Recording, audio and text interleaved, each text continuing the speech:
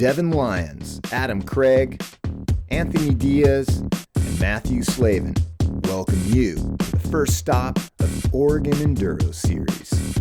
Going down on the Funner and Tiddlywinks trail sections just outside of Winoga Snow Park.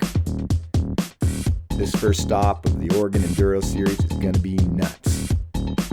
Using different sections of those newer Winoga Trail gravity zones, there'll be 5 stages over the course of Saturday and Sunday.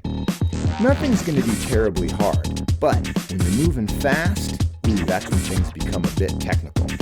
Lots of little baby heads in some of the different sections, but for the most part, the trail is very fast, light to moderate pedaling, but at speed downhill, so bring a big ring if you know what I mean. But make no mistake, there's lots of little landmines to reach out and grab you, so you're going to want to take some practice runs. Now again, I'm not going to call the courses difficult or extremely challenging, because they're not.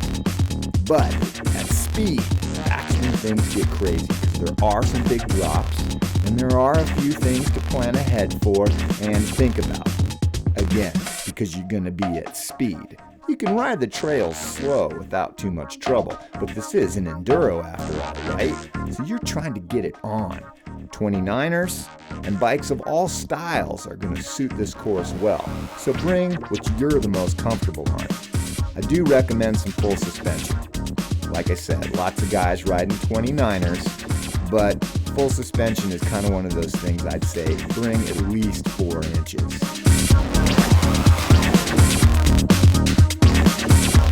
There are lots of different lines on the course. Down each section, you're going to find places where you can go right or you can go left. Most of the time, one of the choices is going to be a bit more challenging, perhaps a skinny or a crazy log ride type thing, and you're going to have to choose which one is going to allow you to go faster, so keep your eyes open for that.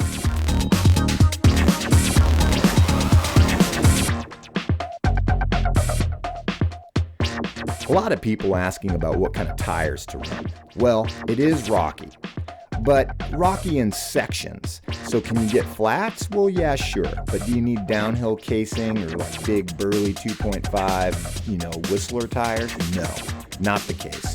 If you're talented and you're on your game, you can ride super lightweight carbon fiber wheels with tubeless cross-country tires and probably get away with it. But, again, you're still going to have to pay attention because there are lots of places where you can either take a stick or some sort of crazy elf and jump out and punch a hole in your tire. And again, like I had mentioned, there's lots of different routes that you can take. Some of the skinnies and stuff will be faster, and you can take them at speed. They're not terribly complicated. But again, keep your eyes peeled for that. And lots of drops. So I do want to warn you about that. And the drops are, at speed can be a little bit heavy hitting too. So, 4 inches of travel minimum I would recommend. You'll be able to really enjoy yourself that way. You know what I mean. A little squish.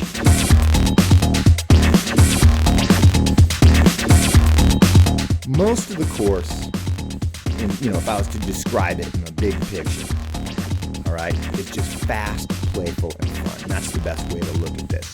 You don't need to be rocking a full-face helmet, full body armor, or anything like that. Think flow, think smoothness, think just fast. That's the best way to describe this enduro. So anyway, get yourself up to Bend, man. There's lots of places to stay, lots of great food, lots of great people. It's going to be the first stop, like I said, of the Oregon Enduro Series. There's no excuse not to make it, that's for sure. Because as you can tell, the trails are fun. And this video, we only shot this footage like a week ago, like a week or two before the race. So this isn't like a glory day. This is really what it looks like, man. It's going to be good times. So again, load up the van, get your business together, and head on up to Oregon, Bend, Oregon, for the first stop of the Oregon Enduro Series.